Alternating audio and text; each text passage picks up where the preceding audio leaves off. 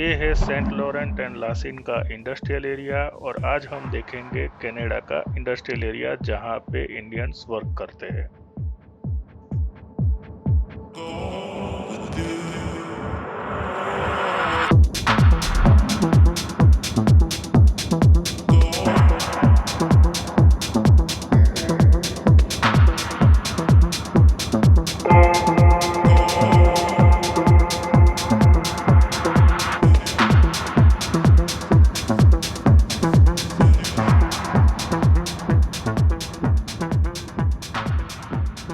Hello everyone, कैसे हो आप सब लोग। स्वागत है आप सबका फिर से मेरी चैनल पर। मैं हूँ जिग्नेश पटेल एंड आप देख रहे हो कनाडा टॉक्स। और अभी हम जा रहे हैं लासिन की ओर और ये जो स्ट्रीट है उसका नाम है मोंते द लियस। और आज मैं आपको दिखाने वाला हूँ कनाडा का इंडस्ट्रियल एरिया जहाँ पे इंडियंस वर्क करते हैं। इंडियंस नहीं मगर यहाँ पे जो कैनेडियंस है और दूसरे इमिग्रेंट है वो भी यहाँ पे वर्क करते हैं।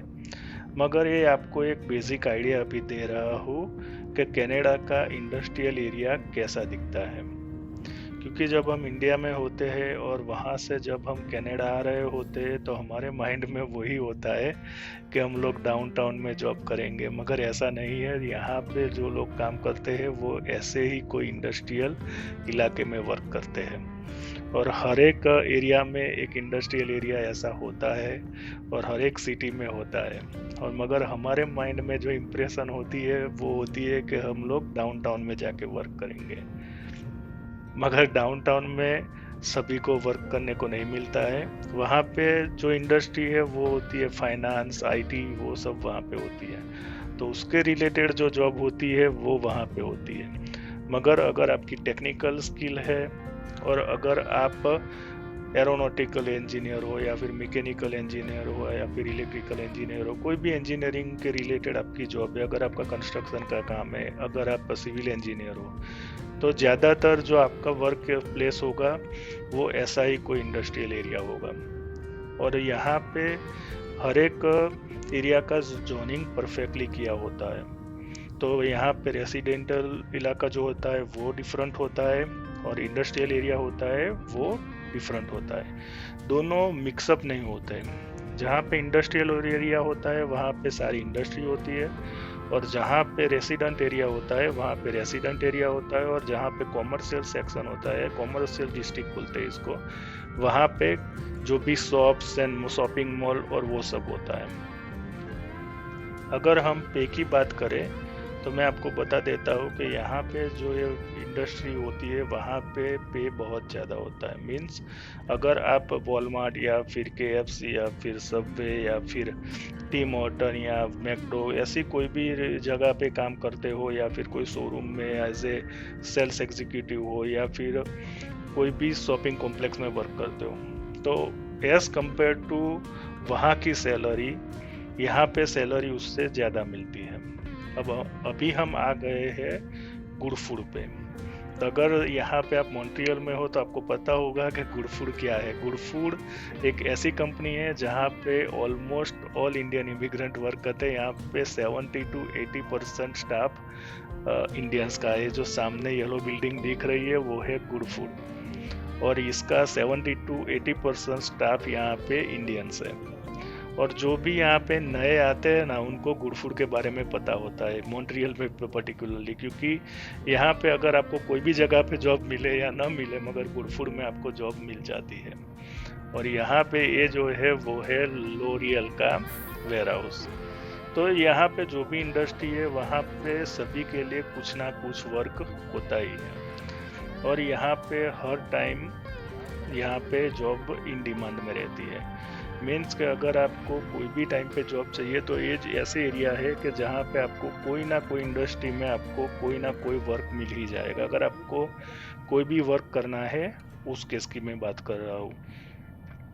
अगर आपको स्पेसिफिकली कोई आपकी इंडस्ट्री या फिर जॉनर के बारे में आपको वहाँ पे आपको जॉब करनी है, तो उसके लिए आपको टाइम लग सकता है, मगर इस इनिशियली तौर पे अगर आपको जॉब करनी है तो ऐसे कोई भी इंडस्ट्री में आपको जॉब मिल जाती है। गुडफूड में अभी $17.15 का रेट चल रहा है, तो अगर आप गुडफूड ज्वाइन करते हो तो आपको $17.50 मिलते हैं। अगर आप टीम हॉर्टन या फिर मैकडो में जाते हो तो वहाँ पे आपको 12 या $13 या फिर $14 मिलते हैं। तो एज कम्पेयर टू जो हम मॉल या फिर रेस्टोरेंट की जॉब बोलते हैं, उससे यहाँ पे जो इंडस्ट्री है वहाँ पे आपको यहाँ पे रेट थोड़ा ज़्यादा मिलता है। अगर आपकी टेक्निकल स्किल है, अगर आपको फोर्कलिफ्ट ऑपरेटर हो, आपको फोर्कलिफ्ट चलानी आती है, या फिर आपने यहाँ पे आके कोई भी टेक्निकल कोर्स किया है इलेक्ट्रिक का या फिर मैकेनिकल इंजीनियरिंग के रिलेटेड या फिर लॉजिस्टिक का, अगर वो सब है तो आपको ज़्यादा भी पे मिल सकती है। वो डिपेंड है कि आपकी स्किल कौन सी है, मगर आपको यहाँ पे बेसिक से लेकर एडवांस लेवल तक की कोई भी स्किल हो तो आपको यहाँ पे जॉब मिल जाती है। और यहाँ पे हर एक तरह की जॉब होती है, हर एक के लिए जॉब होती है। यहाँ पे ऐसा नहीं है कि सारे यूनिट असेंबलिंग यूनिट है या फिर मैन्युफैक्चरिंग यूनिट है या वेयर हाउस है। यहाँ पे आईटी इंडस्ट्री के रिलेटेड भी बहुत सारे यूनिट हैं। जो छोटी आईटी कंपनियाँ होती है वो भी ऐसे ही लोकेशन पे होती है। और अभी हम आ गए हैं डोलोरामा पे, और ये जो सामने दिख रहा है वो है डोलोरामा का वेयर हाउस। वो बहुत ही बड़ा वेयर हाउस है, यहाँ से स्टार्ट होता है और अभी आप देख रहे हो ये पूरा जो मेरे राइट हैंड साइड पे दिख रहा है वो है डोलोरामा का वेयर हाउस। अभी भी ये जो भी आप देख रहे हो वो है डोलोरामा का वेयर हाउस। बहुत ही बड़ा है, अगर आपको यहाँ पे जॉब मिली तो आप चल के थक जाओगे, इतना बड़ा है डोलोरामा का वेयर हाउस। यहाँ पे थोड़ा वर्क हार्ड है, यहाँ पे भी अच्छा मिलता है, मगर यहाँ पे वर्क भी हार्ड है। ऐसा नहीं है कि आपको यहाँ पे इजी वर्क मिल जाता है, क्योंकि आप अगर डोलोरामा में जॉब करते हो तो आपका दिन का 15 या 20 किलोमीटर तो चलने में ऐसे ही हो जाता है। और यहाँ पे बहुत सारे वेयर हाउस और इंडस्ट्रियल यूनिट्स है।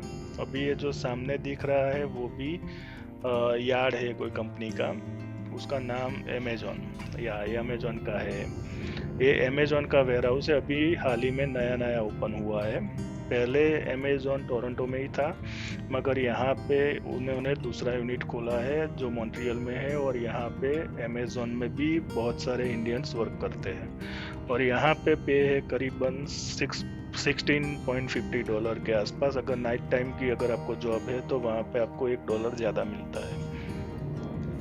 तो कुल मिला के यहाँ पे अच्छा होता है। यहाँ पे जो भी इंडस्ट्री है वहाँ पे अच्छा है, और कौन सी इंडस्ट्री है, कौन सा वर्क है, उसके ऊपर डिपेंड रहता है। कैसा आपका वर्क है उसके रिलेटेड आपको पे मिलता है। और यहाँ पे सबसे खास बात है कि यहाँ पे जनरली 24 आवर वर्क चलता है। तो आप अपने हिसाब से जो भी आपको शिफ्ट सूटेबल होती है वो शिफ्ट में आप अगर काम करना चाहो तो वो यहाँ पे हो सकता है।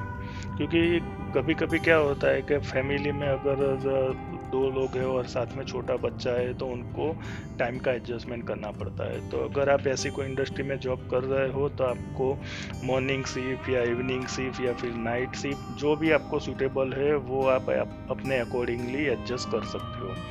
तो यहाँ पे 3 शिफ्ट चलती है, मॉर्निंग शिफ्ट होती है, इवनिंग शिफ्ट होती है एंड नाइट शिफ्ट होती है। नाइट शिफ्ट में पैसा थोड़ा ज़्यादा मिलता है, मगर नाइट शिफ्ट में प्रॉब्लम क्या होती है कि यहाँ पे कम्युनिकेशन मीन्स कम्यूट करने में प्रॉब्लम होता है। क्योंकि अभी जैसे आप देख रहे हो आज संडे का दिन है, तो आज ऐसे भी रोड पे कोई दिख नहीं रहा है क्योंकि ये सारी इंडस्ट्री अभी क्लोज है।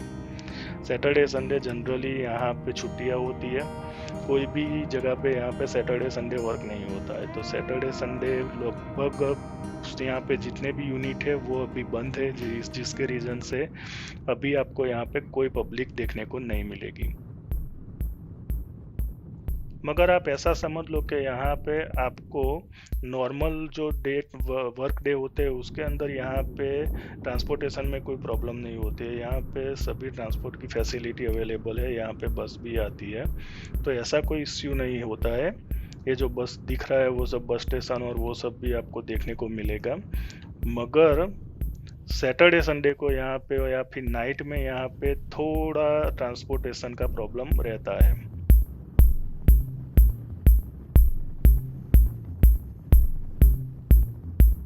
और अभी हम आ गए हैं हाईवे 13 के पास। है जो लेफ्ट हैंड साइड पे दिख रहा है वो है हाईवे 13, जो लवाल को जोड़ता है मॉन्ट्रियल से। और यहाँ से टोरंटो भी जा सकते हैं, आगे जाके वो टोरंटो जाता है, हाईवे 20 को कनेक्ट करता है। तो यहाँ पे जो भी इंडस्ट्री, यहाँ पे CN एंड CP के वेयर हाउस भी मीन्स उनके बहुत बड़े कंटेनर डेपो है। तो CN means Canadian national and CP means Canadian Pacific. तो ये दोनों रेलवे कंपनियां हैं। तो यहाँ पे इनके बहुत बड़े यार्ड है। तो उसके रिलेटेड भी बहुत सारी ट्रकिंग कंपनी या फिर ट्रांसपोर्टेशन या लॉजिस्टिक की जो भी कंपनियां हैं वो भी इसके आसपास में है। अभी जैसे आप देख रहे हो यहाँ पे आसपास में बहुत सारी लॉजिस्टिक के रिलेटेड यहाँ पे कंपनियां हैं। तो यहाँ पे रेलवे का यार्ड होने के रीज़न से यहाँ पे ट्रांसपोर्टेशन के रिलेटेड भी इंडस्ट्री है। तो अगर आपको ड्राइवर की जॉब करनी है तो भी आपको यहाँ पे मिल जाती है। अगर DHL है, प्यूरोलेटर है या फेडेक्स है या फिर UPS है, ऐसे सब कंपनियों के यहाँ पे वेयर हाउस रहते हैं और वहाँ पे भी जॉब इन डिमांड होती है।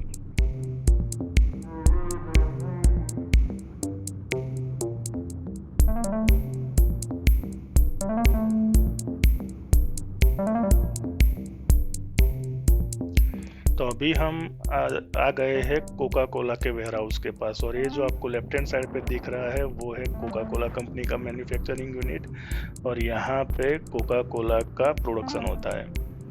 तो कुल मिला के यहाँ पे छोटी बड़ी सब तरह की इंडस्ट्री है।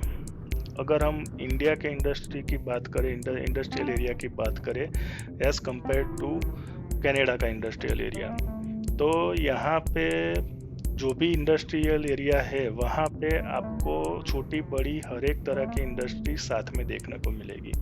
इंडिया में क्या होता है कि जहाँ पे बड़ी इंडस्ट्री होती है वहाँ पे छोटी इंडस्ट्री बहुत ही कम देखने को मिलती है, और छोटी इंडस्ट्री का एरिया डिफरेंट होता है।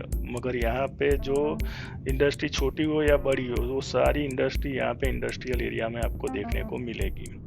और अभी विंटर का सीज़न चल रहा है तो इसलिए आपको रोड के ऊपर आसपास में बर्फ़ के जो भी ढेर है वो देखने को मिल रहे हैं, क्योंकि यहाँ पे जो रोड पे बर्फ़ होता है ये लोग साइड कर देते हैं और फिर ऐसे यहाँ पे ढेर बना लेते हैं बर्फ़ का। तो ऐसे पाइल अप करके रखते हैं। तो जैसे ही विंटर ख़त्म हो और समर आता हो तो वो अपने आप पिघल जाता है, वरना तो ये भी पूरे विंटर में आपको ऐसे ही स्नो देखने को मिलेगी रोड के आसपास में। रोड हालांकि ये लोग क्लियर कर देते हैं, मगर जो आसपास के जो जैसे कि पाथवे है उससे रिलेटेड जो भी जैसे गार्डन एरिया है या फिर पार्किंग एरिया में कोई ऐसी लोकेशन ये लोग सेट करते हैं जहाँ पे ये लोग बर्फ़ जो भी स्नो बर्फ गिरती है उसका वो पाइल अप करते हैं।